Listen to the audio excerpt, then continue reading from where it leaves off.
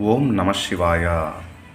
ఒక భక్తుడు ఒక చిన్న ఆ, ప్రశ్న లేకపోతే ఆయనకు వచ్చిన సందేహం, శివుడికి చేసే ఈ యొక్క అభిషేక జలాలు ఓకే ఇవి మినరల్ వాటరా లేకపోతే మామూలు వాటరా, ఏ వాటర్తో చేయొచ్చు అని అడిగారు. నేను కూడా మీలాంటి వాడినే. ఆ మహాదేవుడు మనం చేసేది తల్లి తండ్రి అయినటువంటి పార్వతీ పరమేశ్వర్లకు అభిషేకం చేస్తున్నాము అనే భావనతో, స్వామి నీ యందు ఆ యొక్క పాద పద్మాలను అంటిపెట్టుకుంటున్నాము మహాదేవా అని చెప్పి మనము అభిషేకం చేస్తే ఏమీ ఉండదు. భక్తే ఆయనకు ప్రథమ కారణము. భక్తి లేకోకుండా నేను మినరల్ వాటర్ కాదు అమృతం తీసుకొని వచ్చి ఇచ్చినా శివుడు స్వీకరించడు.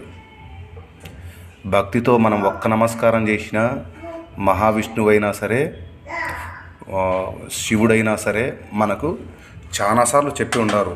పత్రమైన ఇదొక పత్రం, బిల్వపత్రం, జలము, చెంబుడు నీళ్ళు, దానికేం డబ్బుతో పని లేదు. అయితే భక్తి ఉండాల. మొదటిది భక్తి. ఆ మహాదేవునికి మన మీద కరుణ ఎలా అంటే కనుక ఓం నమ శివాయ, ఓం నమ శివాయ అనే శివ పంచాక్షరి మంత్రం, శంకర నీవే దిక్కు, మహాదేవ నీవే దిక్కు అంటే చాలు. మీకు తెలిసే ఉంటుంది, త్రేతాయుగంలో శ్రీరామచంద్ర ప్రభువుతో కూడా యుద్ధం చేయవలసి వస్తుంది ఒక భక్తుని కోసం. చాలా స్టోరీలు ఉంటాయి. ప్రతి దాంట్లోనూ శివుడు తన భక్తులకు ఇచ్చిన వాగ్దానం కానీ, శివభక్తుడు వేరు కాదని చెప్తూ ఉంటారు. శివభక్తుడు ఓడిపోయినట్టు చరిత్రలో లేదు, అలాగే విష్ణు భక్తులు ఓడిపోయినట్టు చరిత్రలో లేదు. ఎందుకంటే వారు ఎప్పుడూ తమ యొక్క భక్తుల కోసం వస్తూనే ఉంటారు. అది మన యొక్క ఎంత చక్కగా మనం పిలుస్తున్నామనేదే ముఖ్యం.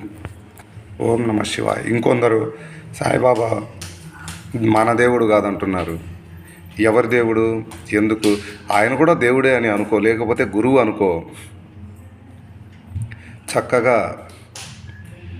గురుదేవా, సాయినాథ, షిరిడీవాస అని చెప్పుకో, తప్పేం లేదు. ప్రతి ఒక్కరిలోనూ దేవుడు ఉన్నారని చెప్పారు మన హిందూ ధర్మంలోనే. మరి అటువంటప్పుడు సాయిబాబాలో దేవుడు లేడు అని మీరెందుకు అనుకుంటున్నారు? ఎందుకో కాంట్రవర్సీలకు ఎక్కువ ప్రియారిటీ ఇస్తున్నారు. భక్తిని మాత్రమే చూడండి. ఓం నమ శివాయ, ఓం నమ శివాయ. గురుదేవా, సాయిబాబా, షిరిడీ బాబా.